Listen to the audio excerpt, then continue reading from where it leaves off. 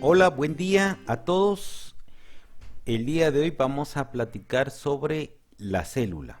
Este es el tema inicial del curso de histología. Trataremos de dar un bosquejo general sobre la estructura celular, ya que ustedes tienen un curso específico sobre la célula y todas sus características que van a desarrollar o lo han desarrollado o van a desarrollar en el curso de biología. La célula, como todos recordamos, es la unidad básica de la vida. Entonces sabemos nosotros que todo ser vivo está formado básicamente de células constituidos. En el ser humano existen más de 200 tipos de células diferentes y que en conjunto forman diferentes tejidos para el funcionamiento de todo el cuerpo humano. Otro componente importante que debemos de destacar es que la célula es la unidad mínima, la expresión que se ha podido estudiar hasta el momento. No hay otros datos que revelen vida sustentable dentro de lo que constituimos como un sistema autónomo propio. Y la tercera elemento esencial es que toda célula se produce a partir de una célula preexistente. Esto es bien importante que nosotros tengamos una idea clara de ello. El cuerpo humano está formado obviamente de gran cantidad y sin números, billones de células en todo el cuerpo humano. Y vemos que esas células forman tejidos y cada uno de esos tejidos va a tener funciones e interacciones celulares para que pueda sobrevivir el cuerpo. Y las células, una de las características es mantener un equilibrio, una homeostasis, que es lo mismo que sucede en el cuerpo humano, tratando de mantener un equilibrio. Recordemos que el elemento más importante de las células prácticamente va a ser el agua, los electrolitos y una gran cantidad de moléculas de proteínas, de carbohidratos y de lípidos que están conformadas dentro de su interior, y ella tiene una gran cantidad de organelos que permite prácticamente administrar cada uno de estos elementos para el buen funcionamiento de la estructura celular. La célula como tal tiene algo importante, que tiene un sistema de comunicación intracelular entre organelos.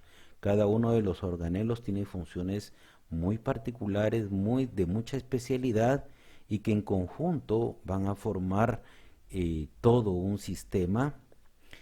Pero no es solo a este nivel, sino que también va a permitir crear un sistema de comunicación con otras células vecinas. Como estamos hablando prácticamente de las células del cuerpo humano, entonces esas células vecinas se comunican a través de varios mecanismos, por medio de uniones celulares o por medio de sustancias orgánicas que permiten crear comunicación entre células, o por medio de receptores a través de estímulos tanto químicos como de aspecto eléctricos o de despolarizaciones, que vamos a ir estudiando conforme el curso va avanzando. Y las células obviamente tienen características y reaccionan de acuerdo a cada uno de los estímulos que se puedan presentar, como podemos ver nosotros, los ojos que reaccionan a estímulos de la luz, o el oído que pueden reaccionar al estímulo del sonido, o el olfato, entre muchos tejidos que vamos a estudiar.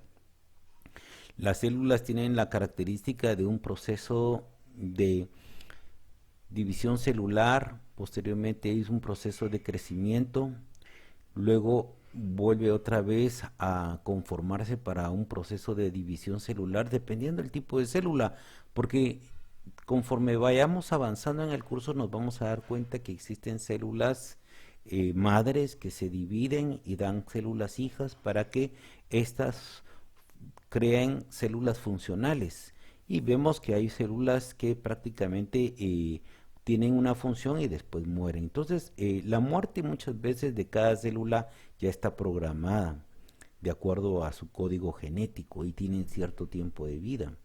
Después de eso, la célula, si es una célula madre, inicia un proceso de división, pero si es una célula funcional, es sustituida por una nueva célula. También tiene mecanismos de autorregulación, eso significa que se va acomodando de acuerdo a los estímulos o a las necesidades metabólicas de todo un sistema. Entonces, es importante el estudio de la célula o el conocimiento básico de la célula para poder entender cómo funciona un tejido, cómo funciona un órgano y cómo funciona todo un sistema para poder comprender el cuerpo humano en toda su magnitud. Aquí tenemos nosotros un corte histológico de la mucosa del intestino delgado y podemos observar que hay una gran cantidad de células a este nivel. Esto corresponde a un tejido epitelial. Vamos a estudiarlo más adelante, que son conjuntos de células que están unidas y en este caso formarán una membrana. Entonces aquí tenemos varias células. Cada uno de estos puntos morados que nosotros observamos es el núcleo de una célula. En este caso vemos que hay una gran cantidad de células unidas estrechamente formando esta membrana y vemos que tiene una pequeña, un borde a este nivel. Estos son microvellosidades que permite aumentar la superficie de la estructura celular y a través de estas microvellosidades la célula puede absorber nutrientes al interior, pero esos nutrientes o esos elementos que están acá es a través de un sistema selectivo. Entonces tenemos que estudiar la membrana celular para poder comprender cómo se lleva a cabo ese transporte de nutrientes al interior de la célula, el cual a través de lo que corresponde al resto de la célula que está acá, que se ve un poquito un morado pálido, corresponde al citoplasma, y ahí vamos a encontrar una gran cantidad de organelos que están trabajando, están sintetizando todos los nutrientes que se absorben y después son reorganizados para transportarlo al torrente circulatorio ya como elementos básicos, como proteínas, como lípidos, como carbohidratos, y otros elementos esenciales para la vida. Entonces, esta corresponde a una célula eucariota, ya que presenta un núcleo. Este es clásico de la célula eucariota, ya la presencia de núcleo y la presencia de organelos. Entonces, hemos podido ya identificar citoplasmas de la parte nuclear de una célula tipo eucariota.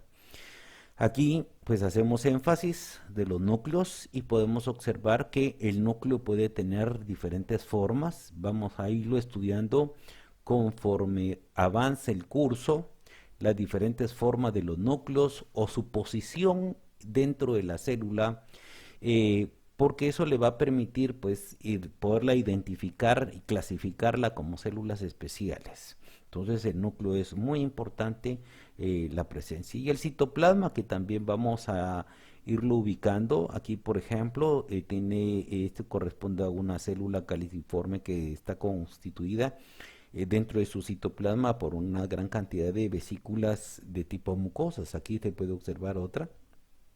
Y esta es una especialidad de una célula. Como les repito, el tejido o el cuerpo humano está conformado por diferentes células que tienen estructura y funciones diferentes, ¿verdad? El citoplasma entonces representa prácticamente un componente acuoso. Recordemos que la célula casi está conformada por un 80% de agua.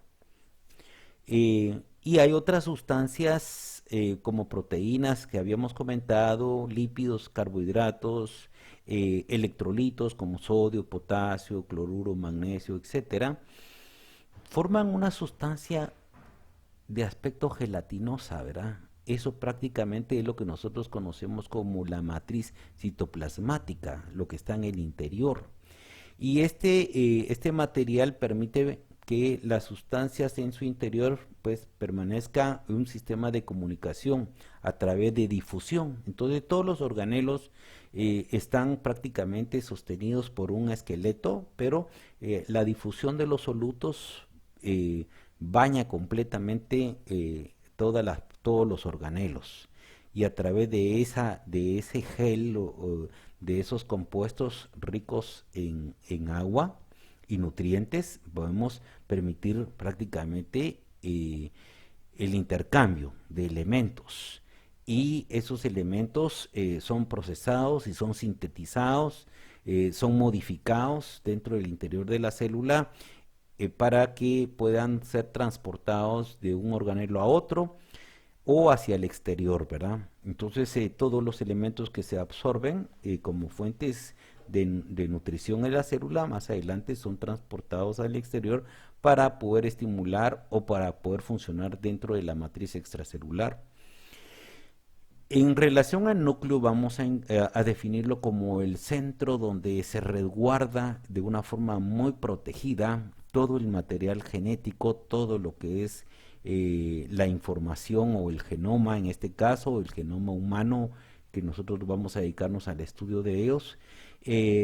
Y a través de esa información aquí se va a llevar a cabo prácticamente la duplicación de la información genética cuando una célula se va a dividir, o alguna sección, una pequeña porción del ADN en forma de una transcripción y una traducción ya fuera de la parte nuclear, que corresponderá a la parte de indicarle a los demás organelos qué se necesita o qué funciones tienen que desempeñar cada una de ellas. Entonces aquí se resguarda de una forma muy protegida, ya que el núcleo tendrá una membrana doble en relación a los demás organelos que vamos a estudiar.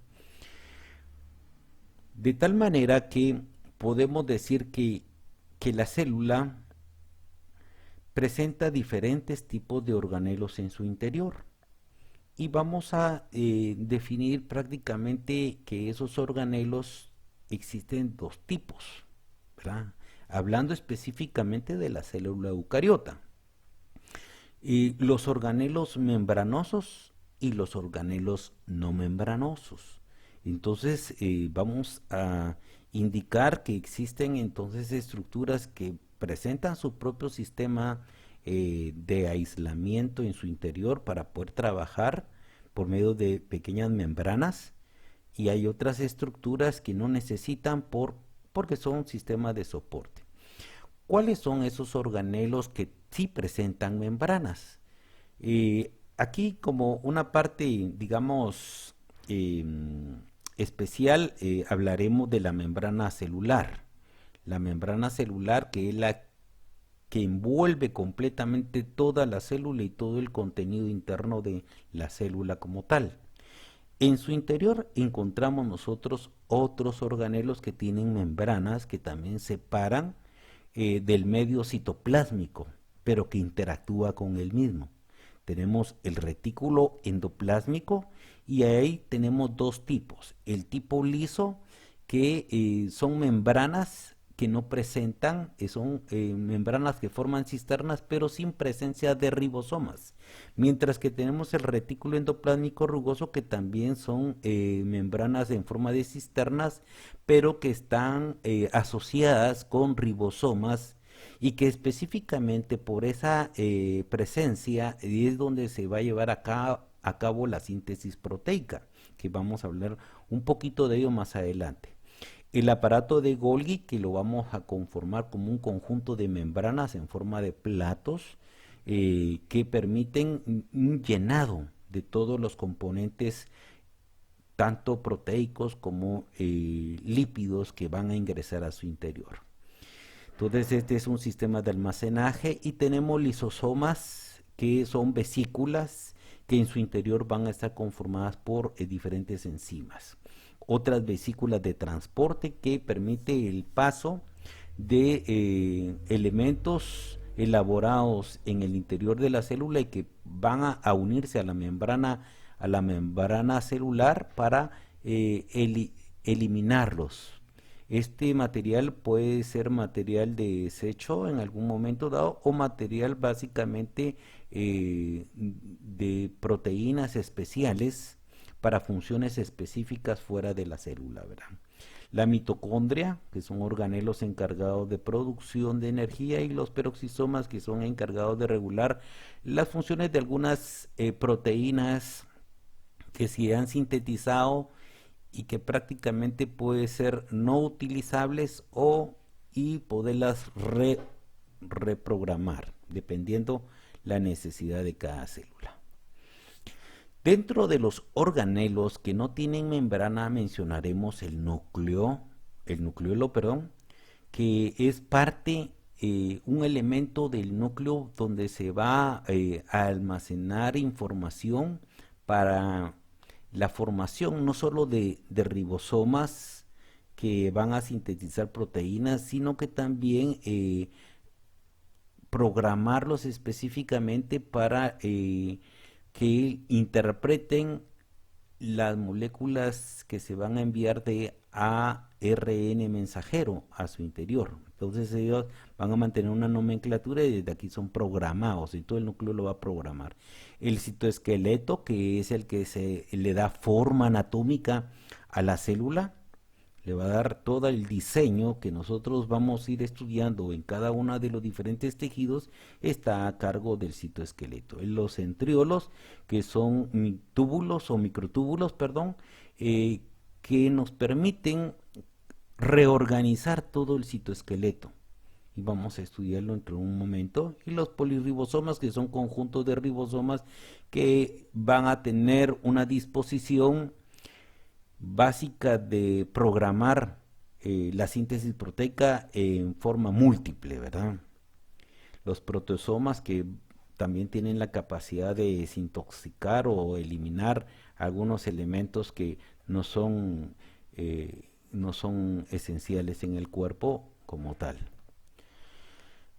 Aquí tenemos nosotros la membrana celular.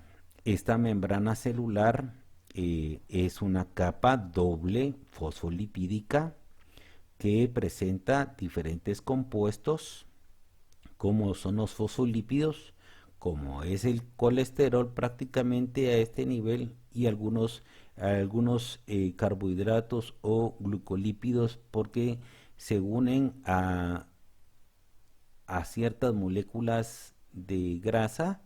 Entonces van a formar secretas glucoproteínas, o cuando se unen a proteínas que van a formar glucoproteínas, dependiendo a cómo se unan estas estructuras que son azúcares básicamente, ¿verdad? Estos van a funcionar como receptores o como sistema de señales. Gracias a este mecanismo la célula puede detectar diferentes agentes químicos que estimulen la actividad de la membrana celular, o también pueden servir como sistemas de reconocimiento para identificarse como diferentes células. De hecho, muchas de las células, a través de su sistema de antígenos, anticuerpos, van a ser reconocidas por células para poder identificar entre lo propio y lo extraño. Esto es bien importante que nosotros lo vayamos conociendo. Entonces, vemos acá, entonces, la parte lipídica es la estructura fosfolipídica que constituye esta parte, el colesterol, que son prácticamente ciertas como cadenitas o colitas que están constituidas ahí, y le da dureza, firmeza. Eso no permite el paso del agua, pero esta otra parte fosfolipídica sí le permite cierta afinidad al agua. Entonces esto significa que la membrana celular va a tener una parte hidrofílica y una parte hidrofóbica para la permeabilidad de dicha célula. Aquí tenemos nuestros colesteroles que están incrementados y nuestras cadenas de ácidos grasos a ese nivel. Entonces esta es la parte hidrofóbica, que no permite el paso de el agua y las moléculas apropiadas a ellas.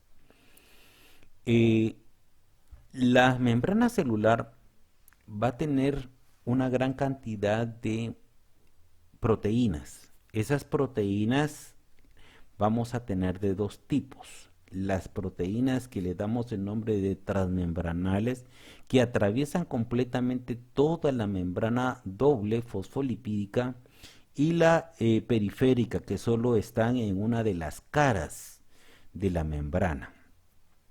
Estas membranas o estas proteínas transmembranales permiten integrar el medio externo con el medio interno, de tal forma que estas proteínas nos van a permitir o nos van a ayudar para el transporte de aquellos elementos que no tienen compatibilidad con la parte hidrofóbica de la membrana. Entonces, a través de estas proteínas pueden pasar, pero de una forma selectiva, que vamos a verla en un momento. Mientras que la parte periférica solo tiene relación con una de las caras de la membrana, ya sea la parte interna o externa, y que van a actuar como sistema de mensajes o de señales, que van a permitir también cierta actividad dentro de las membranas celulares. Aquí tenemos una proteína integral, donde va a ser el paso de elementos, pero a través de mecanismos de transporte activo. Esto significa que para poder pasar a través de estas proteínas se necesita un gasto de energía. Mientras que tenemos estas otros que son proteínas de canales, que estas están completamente abiertas y va a pasar los diferentes solutos o gradientes de concentraciones de una membrana a la otra membrana, y este es un sistema facilitado, pero de un sistema pasivo, no usa energía. Entonces eso es bien importante, el reconocer diferentes proteínas que van a actuar, una sin carga energética y otra con energía o carga energética. Y las proteínas periféricas, que están de un lado o del otro lado de la membrana, creando una actividad interna o externa dentro de la membrana. Por eso se dice que la membrana celular entre sus funciones es tener la selectividad del paso de elementos. No pasan los elementos solo porque están presentes fuera o porque están presentes dentro, sino que hay un sistema que permite un control para regular el paso de componentes esenciales para la vida y que creen un mecanismo de equilibrio. ¿Cuáles van a ser esas funciones de la membrana? Aquí las tenemos mencionadas básicamente. Una, prácticamente, dar protección, delimitar el espacio entre el medio intracelular y el medio extracelular y proteger a través de esos mecanismos de selectividad. Crea dentro de la célula ciertos compartimientos especiales para el buen funcionamiento. Es una barrera, ya lo habíamos comentado, selectiva. Esto significa que los elementos tendrán que ser en una forma ordenada y requerida por la célula para que puedan, ¿cómo se llama?, funcionar adecuadamente. Van a pasar solutos, pero también van a pasar agua, dependiendo el mecanismo de transporte. Pero también a través de la membrana nosotros vamos a tener un sistema de comunicación. Vemos nosotros, por ejemplo, cuando estudiamos el tejido epitelial, que a través de las membranas celulares hay secciones donde se van a unir las membranas y crean conductos de comunicación para comunicar citoplasmas de una célula con el citoplasma de otra célula, también de una forma selectiva, ¿verdad? También van a tener uniones o comunicarse con otros tejidos a través de esas interacciones especiales que vamos a estudiar cuando ya empecemos con los temas específicos de histología. Va a tener muchas interacciones con otras células para autorregular, ¿verdad?, a través de estímulos de sustancias que llegarán a la célula para poder ser activas o al contrario para ser desactivadas, ¿verdad? Entonces todos esos mecanismos van a existir dentro de un mecanismo propio de la célula, ¿verdad? El intercambio gaseoso, de electrolitos, de sales, etcétera, ¿verdad? Entonces van a haber proteínas especiales que nos van a permitir el paso o no paso de esos elementos y cuando termina también esas funciones. Algo bien importante en la membrana celular es el sistema de transporte y vamos a definirlo brevemente. Este tema es muy amplio, pero vamos a clasificarlo de una forma resumida en dos, en el sistema pasivo y en el sistema activo. Cuando hablamos de sistema pasivo, hablamos de dos mecanismos. El mecanismo de la difusión simple o transporte pasivo, son moléculas pequeñas sin cargas que pasan de la membrana extracelular al espacio intracelular o del espacio intracelular al espacio extracelular. De esa forma los elementos, moléculas muy pequeñas pueden pasar, si hay una afinidad a las membranas lipídicas. Entonces eso facilita mucho el transporte. Yendo de mayor concentración, ¿verdad? Hacia donde hay el agua se desplaza donde hay más agua o donde hay más solutos. Solutos son todos los elementos que pueden atraer el agua o viceversa, ¿verdad? Eh, Hay una difusión también pasiva que se le da el nombre de difusión facilitada. Permite que ingresen moléculas que no son afines a la membrana lipídica. Entonces van a utilizar para ello proteínas de transporte, que hablamos proteínas de canales, que ayudan. Y entonces a través de esas proteínas pues pueden pasar moléculas directamente de un espacio extracelular al espacio intracelular. Entonces eso facilita la comunicación y la difusión, obviamente por el gradiente de concentración, ¿verdad? De menor a mayor concentración, hasta mantener y llevar un equilibrio. Aquí tenemos un, una pequeña idea de cómo se lleva a cabo ese transporte. Como miren, los en azules son las partículas de agua, las otras son moléculas que tienen afinidad lipídica, ¿verdad? Las moléculas azules no pueden pasar, ¿verdad? Entonces buscarán otro mecanismo en este caso para poder ser transportadas. Entonces esta es una difusión simple, ¿verdad? Pasiva, no hay carga de energía. Esta es una difusión simple pero facilitada. Aquí entran las moléculas fácilmente, son transportadas del interior al exterior. Eso va a depender de la cantidad de solutos que exista en uno o el otro extremo de la membrana. Entonces es una difusión por concentración, ¿verdad? De mayor a menor. Hay otros mecanismos que van a permitir también transportar y crear algo más dinámico, y este es un transporte activo. Entonces el transporte activo, lo importante es que van en contra del gradiente de concentración, o sea, a pesar de que hay suficientes solutos del otro lado de la membrana, a través de un sistema de bomba, que son proteínas que permiten el transporte, aun cuando ya existen demasiados, entonces puede transportar muchos más todavía, ¿verdad? Entonces va en contra del gradiente de concentración. Las moléculas pequeñas hidrosolubles van a pasar, ¿verdad? Y van a regresar, pero para esto se va a necesitar carga, ¿verdad? Entonces se necesita activación. ¿Qué tipo de carga? Vamos a utilizar moléculas de adenintrifosfato, ¿verdad? Entonces de esa forma se transportan los diferentes iones. Esto es a través de estímulos. Vemos aquí un transporte activo. Aquí entran dos moléculas de potasio, salen 3 de sodio, este es del espacio intracelular al extracelular, nuevamente otras 2 moléculas hacia el interior y así sucesivamente están intercambiando. Pero el gradiente de cargas aquí va a modificarse porque salen 3 positivos en este caso y entran 2 positivos. Entonces va a llegar un momento que se va a desbalancear la concentración de las diferentes cargas y eso hace que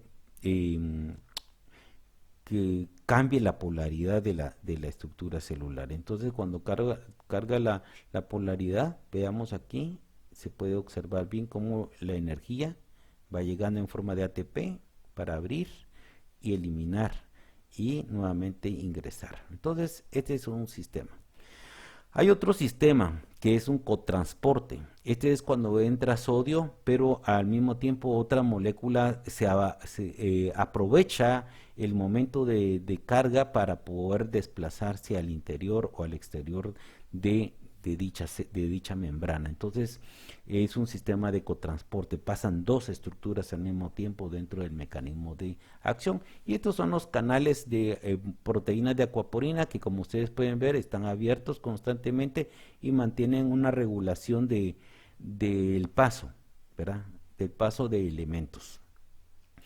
Habrán otros mecanismos que le permite a la célula poder ingresar grandes cantidades de líquido extracelular al interior, y que para ello va a necesitar que la membrana celular sufra un plegamiento hacia un proceso de invaginación hacia su interior y después un corte para formar una vesícula de transporte, ¿verdad? Entonces a eso nosotros le damos el nombre de endocitosis. También le podemos dar pinocitosis o fagocitosis, va a depender de qué es lo que ingrese a su interior. Y de igual forma la membrana celular va a tener un plegamiento hacia afuera para poder seccionar y cortar, separando y formando una vesícula que sale al exterior de la célula, y a esto le damos el nombre de exocitosis, eliminando material fuera de la célula. Aquí tenemos un ejemplo de la exocitosis. Por medio de los microtúbulos, las vesículas llenas van siendo liberadas al exterior. Entonces la membrana celular trabajó en este caso para el transporte de grandes cantidades de material. Y aquí tenemos una endocitosis donde hay una evaginación de la membrana, engrasa y es transportado por los microtúbulos al interior. Vale la pena mencionar que en este momento en algunos casos hay vesículas lisosómicas que se van a unir acá para empezar a ocasionar un proceso de degradación de los componentes nutritivos que pueden estar dentro de esta vesícula, ¿verdad? Eso vamos a hablar un poquito despuesito. Entonces, de tal manera que la membrana celular y las membranas de los organelos funcionan de esta forma, de una forma sincrónica, ordenada, facilitada, pero al mismo tiempo selectiva. Esto es bien importante que nosotros vamos a reconocer. Ahora, el núcleo nosotros, algo que tenemos bien claro es que en el núcleo vamos a encontrar todo el material genético en forma de ADN o en forma de ARN, enzimas que permiten prácticamente la transcripción y la traducción de información en forma de ARN mensajeros, y el núcleo se va a encargar de la producción de ribosomas para que después esos ribosomas que son ensamblados en la parte del nucleolo son transportados al citoplasma, pero ya son programados para que tengan la capacidad de poder reconocer la molécula de ARN mensajero, poderlo leer y hacer la traducción de esa información en forma de los diferentes aminoácidos que se van a poder leer en el citoplasma, y de esa manera dar origen a la formación de proteínas que van a ser sintetizadas, va a iniciarse a ese nivel y transportadas al retículo endoplásmico rugoso, donde va a terminar su síntesis y van a ser posteriormente transportadas y llevadas al otro extremo donde se encontrará el aparato de Golgi. En esta parte de acá me quiero referir que tiene una membrana doble. O sea, vimos hace un momento la capa bilipídica, que tiene dos capas de lípidos. En este caso acá va a tener doble capa de esas, o sea, son 4 paredes prácticamente las que tiene que atravesar. Por lo tanto, la membrana nuclear tiene poros. Estos poros están formados por un conjunto de proteínas que permite la selectividad de cargas para el ingreso de elementos a su interior. Entonces, de esa forma, hay una gran protección. Solo a través de esta porosidad que ya está establecido y proteínas que van a mantener un control, podemos nosotros ingresar al interior del núcleo. De otra forma no es funcional, no es factible. No es como en la otra que a través de las membranas puede traspasar, no. Aquí solo a través de los poros podrán entrar o salir cualquier sustancia que sea elaborada. Entonces, eso es en relación a la estructura que almacenamos, los cromosomas. Recordemos que los cromosomas es cuando el ADN está completamente compactado, enrollado, ¿verdad? Y entonces se forman los cromosomas. Esta parte casi que solo se va a observar en el momento de la división celular. Normalmente el ADN está básicamente desenrollado en algunas secciones para poder llevarse a cabo la transcripción de información, ¿verdad? La réplica del ADN en un momento dado de división celular y la transcripción para forma de ARN. Entonces, normalmente esto es lo que nosotros veremos. Normalmente un material cromático, ¿verdad? Entonces el material cromático que va a estar constituido prácticamente en el núcleo.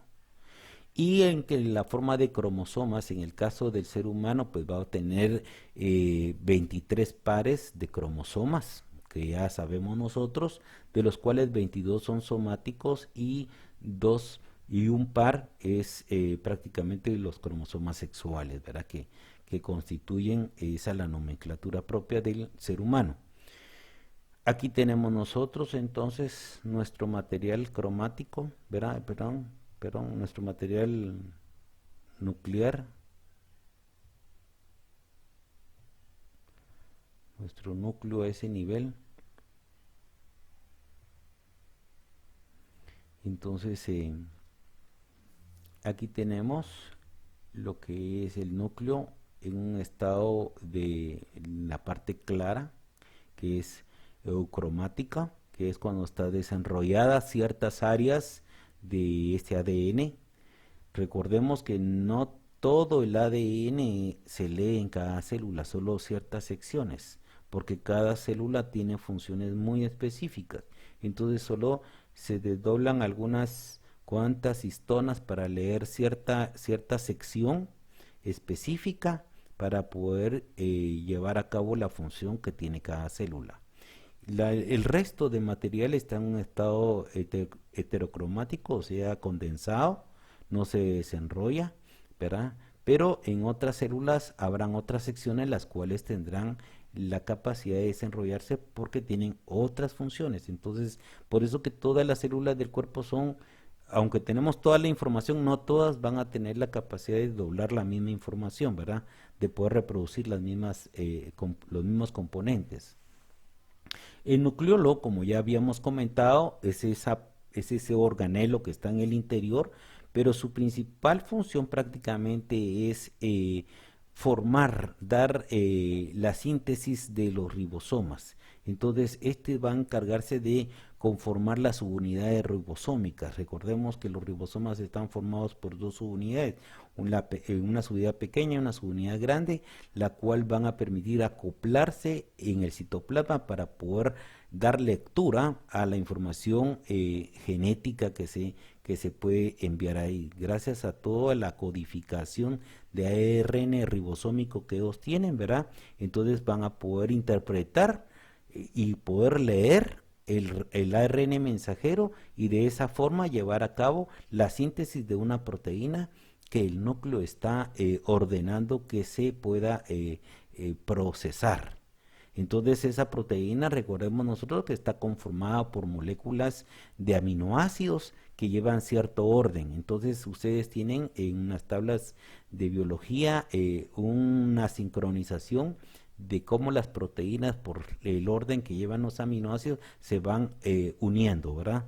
De esa forma que se constituyen prácticamente todas las proteínas del interior. Y cuando esas proteínas que son sintetizadas y son leídas por el retículo endoplásmico, pasan en un proceso de identificación hacia lo que son el retículo endoplásmico rugoso, que unidos al ribosoma terminan de complementar la formación de todos los aminoácidos en el orden y en la consistencia que así corresponda. Entonces, esas proteínas entonces son conformadas, son supervisadas y evaluadas. Si por algún motivo una de esas proteínas no está bien conformada, inmediatamente es desechada y se vuelve a reutilizar. Entonces vamos a ver que hay unas proteasas ahí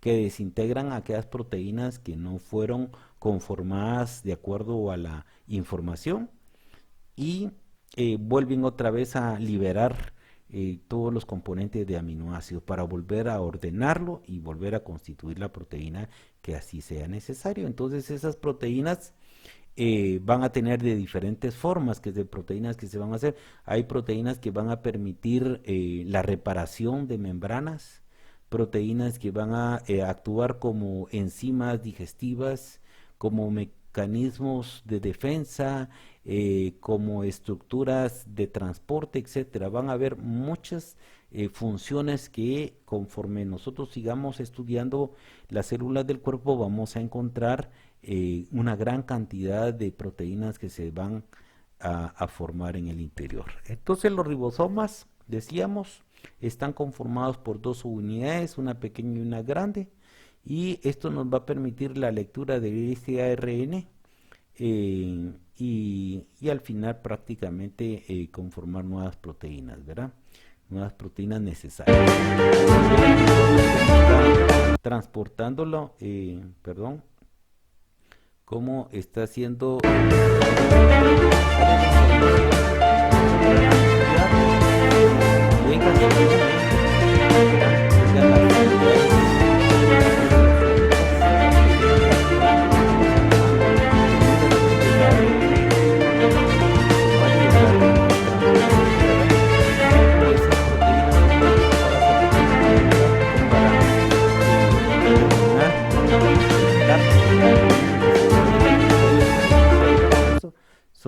forman vesículas y son transportadas al aparato de Golgi. Entonces el aparato de Golgi va a ser receptoras de esta nueva proteína que durante el proceso de la migración se va desdoblando, se van enrollando y van adquiriendo diferentes formas. El retículo endoplásmico liso no está ausente de ribosomas, ¿verdad? Y prácticamente su función es prácticamente sintetizar todas las moléculas lipídicas para de esa forma conformar hormonas o algunas enzimas que permitan el funcionamiento de dicho material. Entonces este organelo también se encarga mucho de la desintoxicación de algunos elementos como fármacos o algunas sustancias ricas en grasas. Es también un almacenador de calcio en las cisternas de los retículos lisos. Podemos ver nosotros en las células del músculo que se pueden almacenar grandes cantidades de calcio, y cuando se necesita ese calcio para la contracción muscular, por medio de la activación se libera el calcio que va a permitir unirse a todo el citoesqueleto para la contracción del músculo. Cuando ya estemos en el músculo vamos a poder entender mejor cómo funciona esa parte de la liberación del calcio para la contracción muscular. Entonces vemos nosotros cómo este material nos va a ayudar también a renovar elementos esenciales para las membranas celulares. Entonces recordemos que todas estas estructuras están en constante cambio, y sobre todo cuando la célula son las células que se van a entrar en un proceso de división, necesitan mucho más material para poder dividir y seccionar la membrana y convertirse en dos células. Entonces ese proceso es bien importante. El aparato de Golgi va a tener dos caras. Esta cara que le damos el nombre de la cara cis es donde recibe las vesículas. Aquí en este otro extremo va a estar el retículo endoplásmico de tipo rugoso, y también el retículo endoplásmico de tipo liso. Entonces, ambos retículos envían sus vesículas del material que han formado y son adheridas y son acopladas a la membrana, se fusionan a las membranas del aparato de Golgi. Este aparato de Golgi, a través de sus diferentes niveles, va modificando, le va dando otras características o otras uniones. Entonces este se convierte en un organelo encargado del almacenamiento, de la modificación de las diferentes proteínas y de la distribución.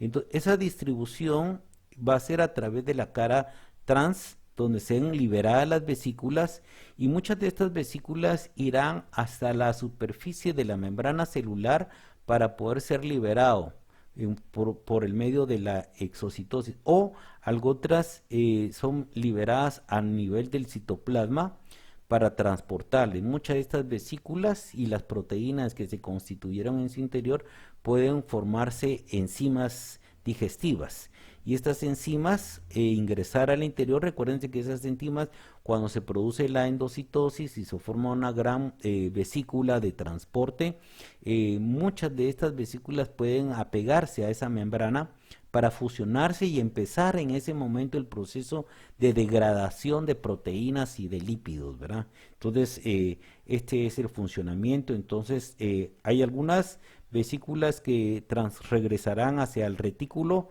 endoplásmico, porque estas proteínas van a servir para la reparación de sus membranas, o hacia otros organelos, a la mitocondria o a otros organelos para su propia reparación, mantenimiento de elementos, o para aumentar el número de organelos, dependiendo. Entonces, para eso está siendo modificada y distribuido todo el material que se elaboró desde el inicio, ¿verdad? Entonces, este es un sistema de endomembranas que en conjunto forman un sistema de transporte, y cada uno de los receptores, tanto internos como externos, permitirán su aceptación, ¿verdad?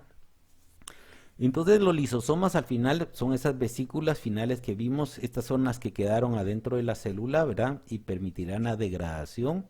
Vemos que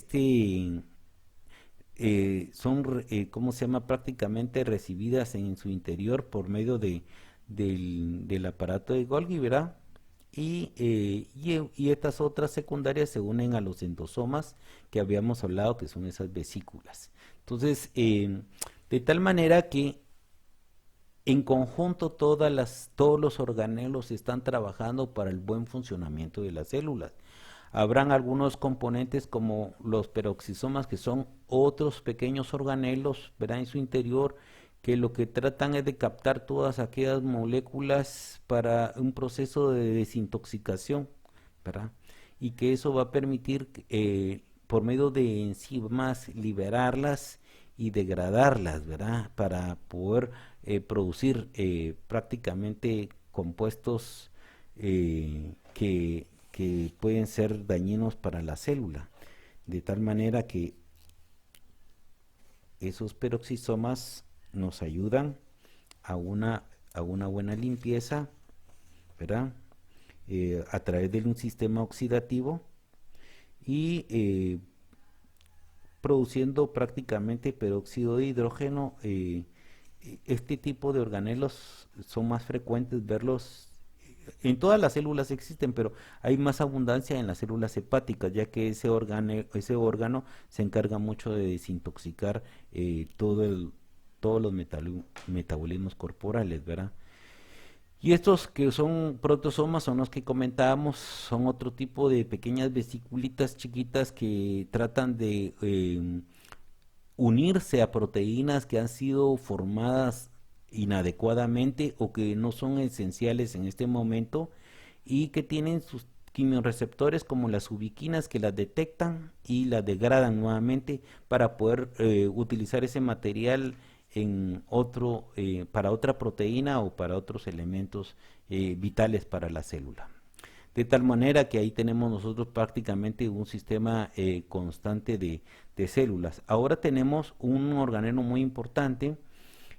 Como les repito, cada uno de estos organelos es muy extenso hablar de todas las funciones que tienen, solo estamos dando algunos elementos básicos. La mitocondria, que es la encargada prácticamente de producir energía, y que nos damos cuenta nosotros que esta mitocondria, una de las características es que tiene dos membranas, una interna y una externa. Entonces, hay una permeabilidad de ambas membranas. Entonces, cuando pasan los elementos eh, en forma de prácticamente de piruvatos, que es cuando estudiemos más adelante vamos a estudiar cómo la glucosa entra al sistema celular y esa es degradada hasta convertirse en piruvato, y ese piruvato posteriormente es ingresada al interior de la membrana mitocondrial para ser degradada por una gran cantidad de enzimas en su interior.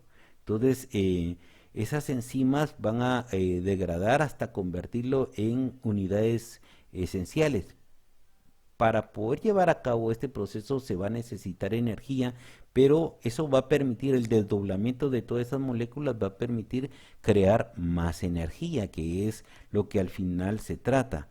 Entonces vemos nosotros que en la matriz interna de la membrana mitocondrial vamos a tener nosotros la formación de ¿cómo se llama? De sistemas energéticos en forma de ATP.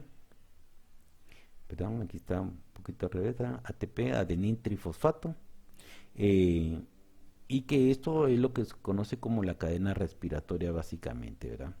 Vemos nosotros que en la matriz del, ¿cómo se llama? Mitocondrial, está formado, tiene su propio ADN, ¿verdad? Y su propio ARN mensajero, su ARN ribosomal, todos los elementos esenciales. Lo más importante tal vez en esta diapositiva es la formación prácticamente a través del proceso oxidativo de NAD y la liberación de dióxido de carbono, ¿verdad? Para la formación de energía, que es importante para el metabolismo de toda la célula. Ahí podemos ver un ejemplo cómo permeabilizan las moléculas, y a través de la membrana interna es donde se va a llevar a cabo el proceso oxidativo y la liberación para la formación de grandes cantidades de energía en forma de ATP.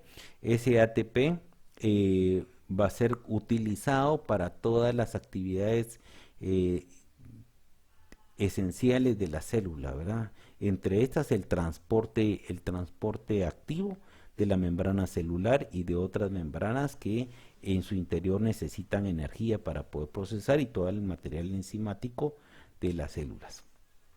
Como les repito, solo estamos dando algunas características básicas de la célula. Hay mucho que hablar de cada uno de estos organelos, pero eso lo verán ustedes ya en el curso de biología celular, que será un curso de un año completo, donde detallarán cada una de las estructuras. El objetivo de esto es para que ustedes tengan una noción básica y puedan comprender mejor la disposición del tejido. Ahora entramos a la siguiente parte de la estructura celular, y es el citoesqueleto. El citoesqueleto son los organelos que habíamos comentado que no tienen membranas, ¿verdad? Ya habíamos comentado anteriormente, con anterioridad, el ribosoma, que tampoco tiene membranas celulares, que son moléculas específicas de ARN ribosomal con proteínas. Y también vamos a ver nosotros el nucleolo, que también es otro organelo que tampoco tiene membranas, que es el encargado la formación de los ribosomas. Y aquí tenemos prácticamente la estructura esquelética, que están formados por microtúbulos, filamentos intermedios microfilamentos, filamentos intermedios y microtúbulos. Estas son estructuras que permiten darle un sostén y una forma a la estructura celular. Cuando hablamos de microfilamentos, estamos hablando básicamente de la actina en su mayor cantidad. Estos tienen un polo, tanto positivo o negativo, en sus diferentes extremos, y eso permite el desplazamiento por carga de una longitud a la otra longitud del filamento de actina, ¿verdad? Esto permite mucho prácticamente también al desplazamiento de proteínas a través de sus diferentes componentes, y a la contracción muscular, ¿verdad? Entonces la contractibilidad, la locomoción celular, el desplazamiento de vesículas de un sitio a otro. ¿Se recuerdan que al principio habíamos comentado que casi un 80% de la célula estaba conformada por agua? Y que se desplazaban, pero no solo se desplazan porque están dentro de un medio líquido, sino todas esas vesículas se desplazan gracias a los microtúbulos y a los microfilamentos que permiten crear un sistema dinámico y de movimiento. Entonces, estas mismas microfilamentos también permiten anclar a las células en un determinado lugar, ¿verdad? Pero también permiten el movimiento de otros elementos fijos, permiten la fagocitosis. ¿Eso qué significa? El acoplamiento de la membrana celular para poder ingresar algún elemento que pueda ser dañino. Esto sucede más en las células de defensa del cuerpo. Entonces, cuando encuentran algún agente extraño, su membrana celular lo envuelve completamente y lo ingresa. Ese proceso, por ser un elemento extraño, se llama fagocitosis. Entonces, toda la membrana se acomoda para poder crear este fenómeno.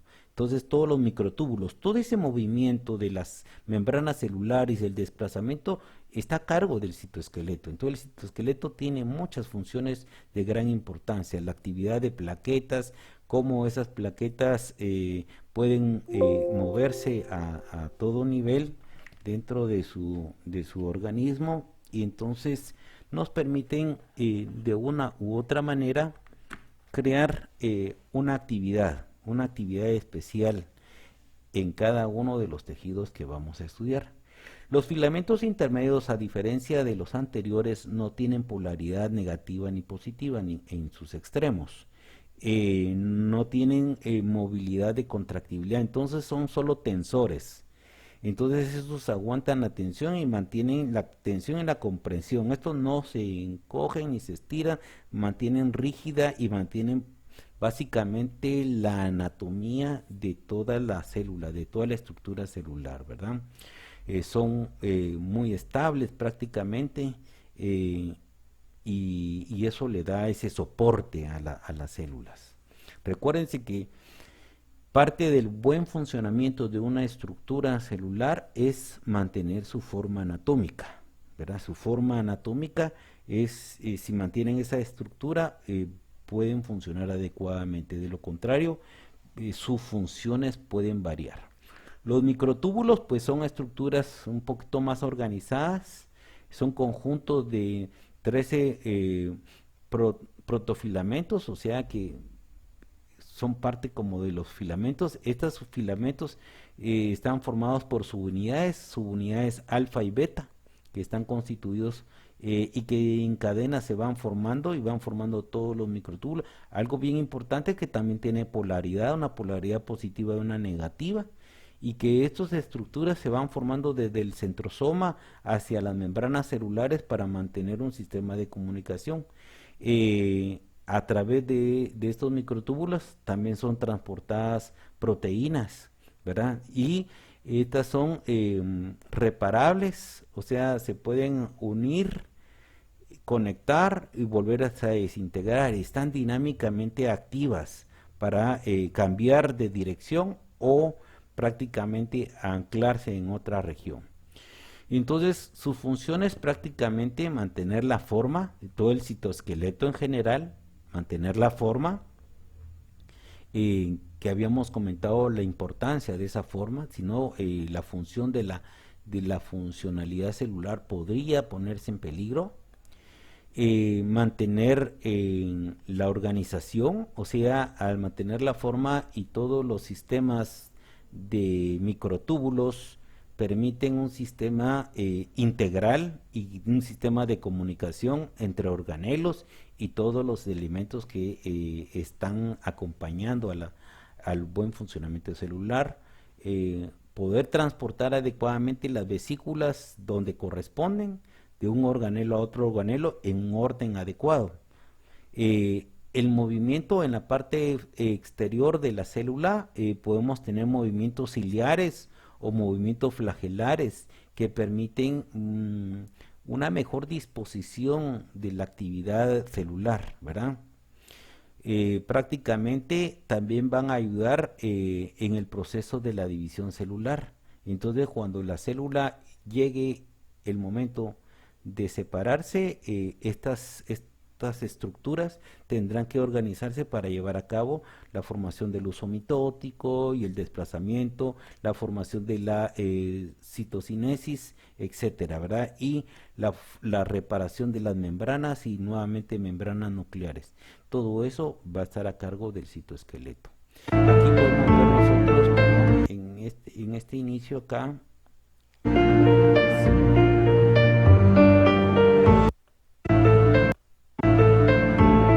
perdón, un segundito, solo quería señalar algo. Este es el andamiaje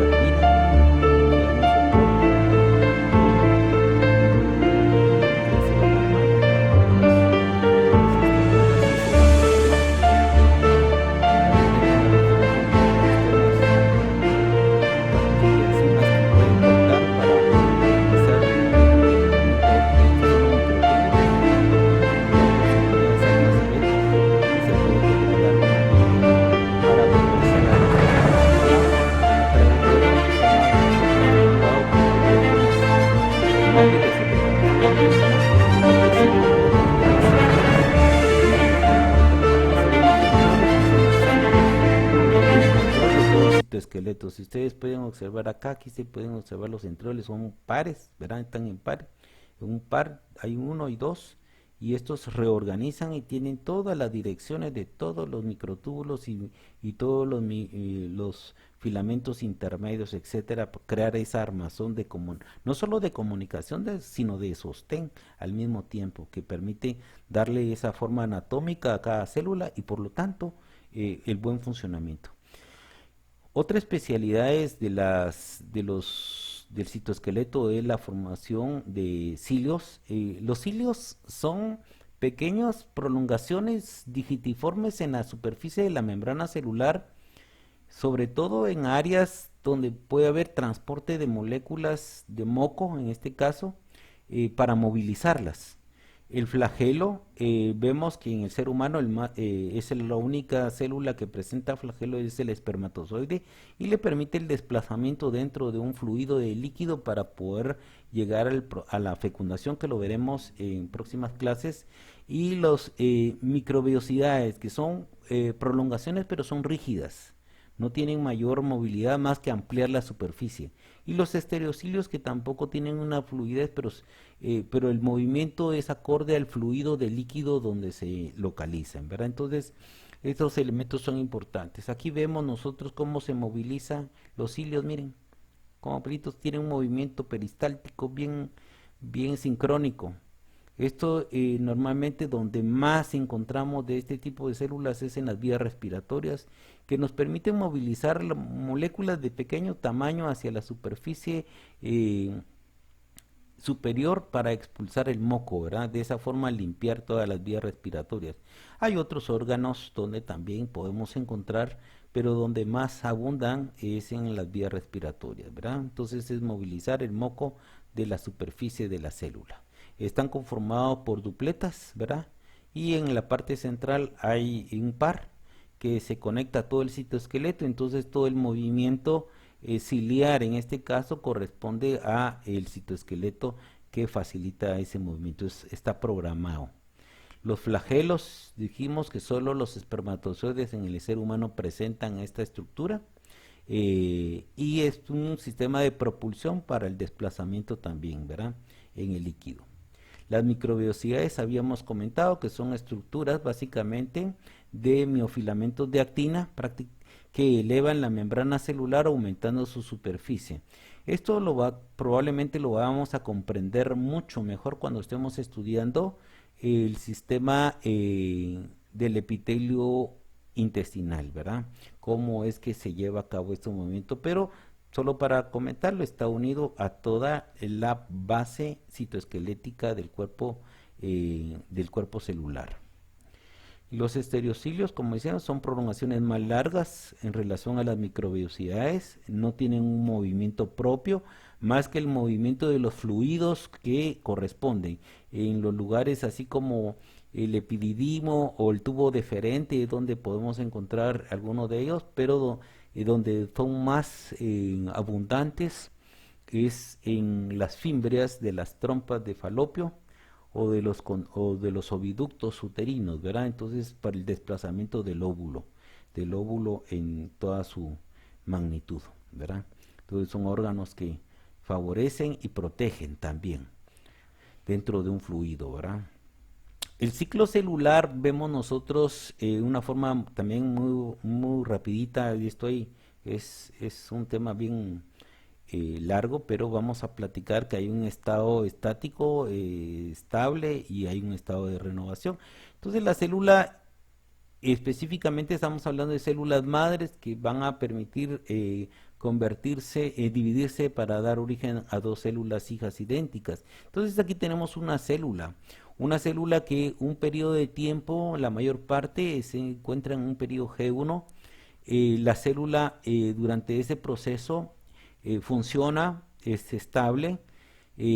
Cuando ya llega a su proceso de división, aumenta, crece, ¿verdad? Aumenta el número de organelos, duplicando todo el material. El crecimiento y el aumento de organelos es porque es la preparación inicial de la división celular. En ese momento entra en una fase en la fase S, donde el ADN se desdobla completamente, ¿verdad? Para poder ser duplicado, se duplica la información genética. Entonces ya tenemos en esta fase S todo el aumento de la información genética para poder dividirse. Luego entra en un periodo G2 donde es evaluado y es revisado que toda esta información genética sea adecuada. De lo contrario, puede limitar el proceso de división celular. Entonces aquí hay un proceso realmente de evaluación, de control, para evitar aquellos daños celulares o aquellas, mejor dicho, en otras palabras, algún daño cromosómico o de algún gen que pueda ser modificado para tener un proceso de reparación inmediata. Si este proceso se logró adecuadamente, entonces ya estamos listos para entrar en el periodo M, que es el periodo de la mitosis, donde se va a dividir la célula. Este periodo de la mitosis entra por diferentes etapas. Primero en una profase, ¿verdad? Donde se va a condensar el material genético en forma de cromosomas y cromatías hermanas. Luego va a llegar a una etapa de la metafase, entonces la profase, después la metafase, donde todos los cromosomas se van a organizar en la parte media para poder ser seleccionados y ordenados. En ese momento, el citoesqueleto dará inicio a la formación del huso mitótico, que se pegarán directamente a los cromosomas para un proceso de separación. En ese momento iniciamos lo que corresponde a la etapa de la anafasis, el cual se separan los cromosomas en dos grupos en forma idénticas, ¿verdad? Separando la mitad igual de la información genética, y después entramos en la telofase, donde ya prácticamente se separaron la información, y entramos en la citocinesis, donde la membrana celular forma un anillo en el centro para iniciar el proceso de separación de las células, dando origen a dos células hijas idénticas, ¿verdad? Este proceso es el proceso de la mitosis, ¿verdad? Dando origen a una nueva, y una de las células se convertirá en una célula funcional que llevará su ciclo de vida, y otra se convertirá en la célula madre de origen, iniciando otra vez el proceso las cantidades de veces que esté programada cada célula.